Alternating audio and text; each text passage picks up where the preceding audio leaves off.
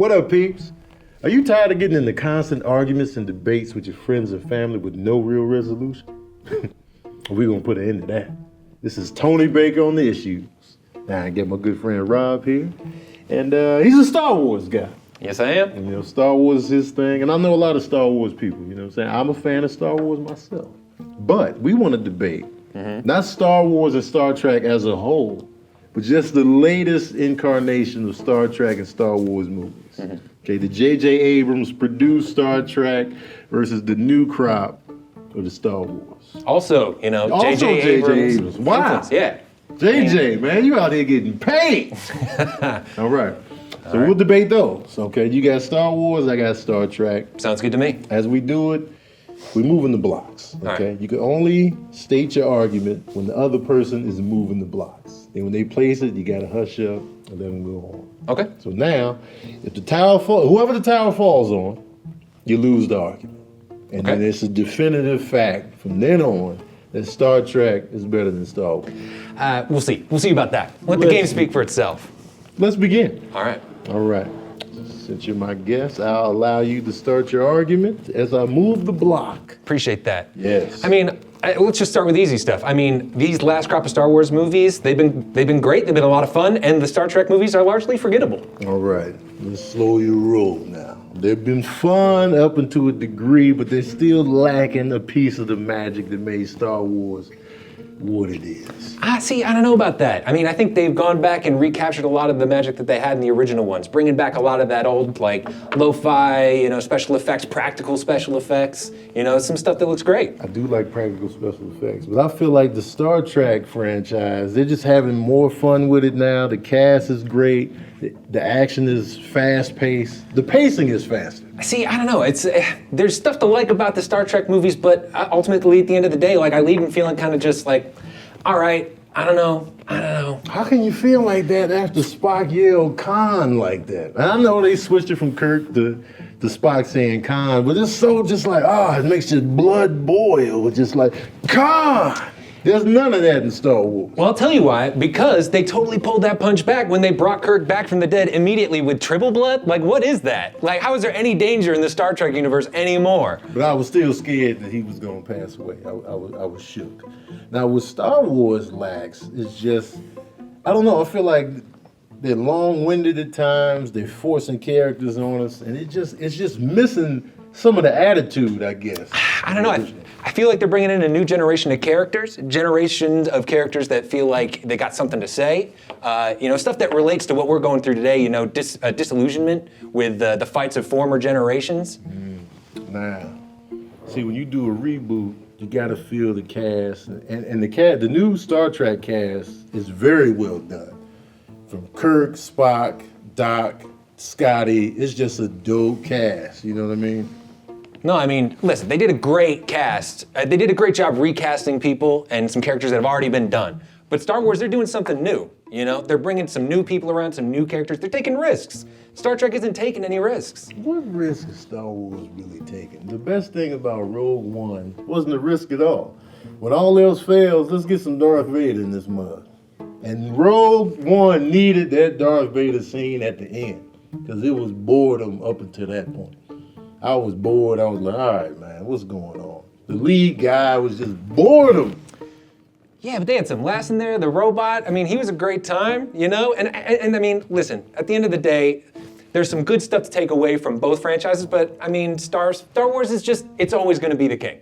And don't let me get on The Last Jedi, man. The Last Jedi just fumbled the ball, man. She was trying to recruit Luke Skywalker for like 80 minutes on the island, just following him around as he's milking aliens awkwardly. Just like, you gonna come back? He was like, nah, but why you ain't gonna come back? Because I'm not coming back.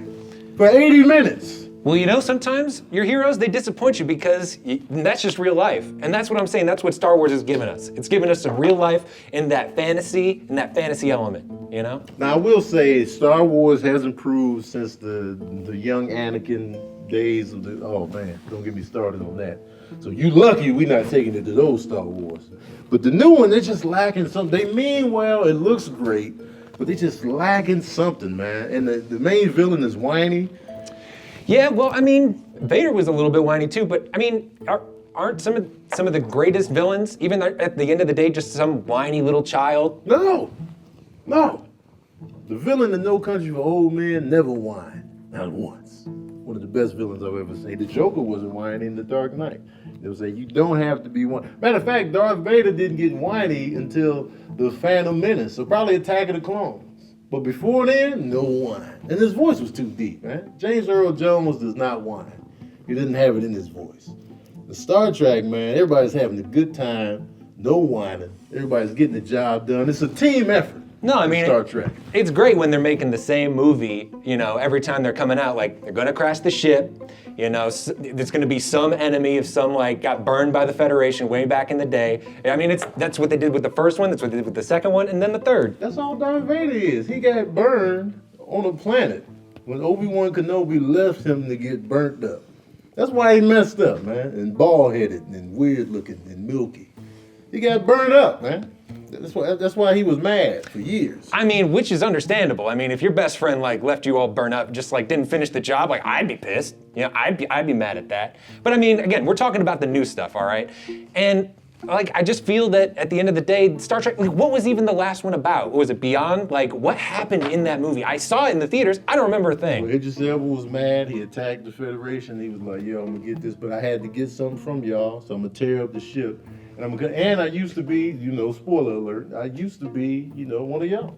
I used to work for y'all. Now I'm pissed. He was a disgruntled employee that came back. Essentially, that's what Beyond was about. And you're right, they do tap into it from time to time. But Star Wars been doing the same thing this whole time. Nah, man, Star Wars is telling a longer, continuous story. They're not going back to remember the good old days when we had Kirk around, or, they're doing, that's what I'm saying, they're doing new stuff. They're forging new territory, and that's gonna be more difficult than leaning on your old stuff like a crutch, which I understand why Star Trek's gotta do that. The only new thing they're doing is having Finn run around with the best intentions and fail in every mission. Every mission he attempts, he fails. He couldn't even kill himself right. You know what I'm saying? Just a failure character. That's him. You know what I mean? And it's annoying, man. It's why is Finn even here? Listen, man, Finn's on his own journey. And I understand he's about finding a cause that you actually believe in. And that's what he had to do during The Last Jedi. He got to go to that planet and be like, man, this is what I always wanted. And then found out that if you scratch that surface a little bit, there's some fucked up shit going on underneath there. And it's gonna be tough to actually enjoy anything that you're seeing going around you, even with the glitz and glamour. So he actually found a cause that he came to believe in and realized it's not all about killing yourself over that. And then what's my man's name, played by Adam Driver? He's just not intimidating. Once he took the helmet off, he's not intimidating, man. Leave the helmet on, man. Star Wars is too soft. They want you to see people's faces and emotions. We don't need that, man. Keep that helmet on. I don't know if Star Wars is too soft. I mean, listen, you got a guy getting cut in half. The main villain, the most powerful villain they've had so far in this new stuff, getting sliced right in half. During his big moment of glory, too, he's like, oh man, he's gonna betray you, he's gonna send you down the path to hell, and then boom, he's done. But Star Wars is known for cutting people in half. They already did it with Darth Maul and the Phantom Menace. It's nothing new, like you said. It's not new territory to cut somebody in half. With a lightsaber, you cut yourself in half on accident. It happens all the time, the Jedi's in training. They just cut their legs off on accident, because they go right through you like butter. Well, hey, I mean, it's a sword that can cut through anything. So yeah, obviously there's gonna be, it's an effective method of just with the tool with what you got. I mean, they're dealing with phasers. I mean, in Star Trek, everybody's getting blasted with that. I don't hear you complaining about that. Kind of the same repetitive death, don't you think? A little bit. Pew pew every time. I mean, people getting sucked out into space. It's all about the territory. It's the work environment. You're flying through space, and God knows what kind of speeds. You might get sucked out of the ship into the vacuum of space. We expect this, and if it doesn't happen, then something's not accurate, okay? I mean, that is definitely true, and that happened in Star Wars too. A bunch of people got sucked out into space.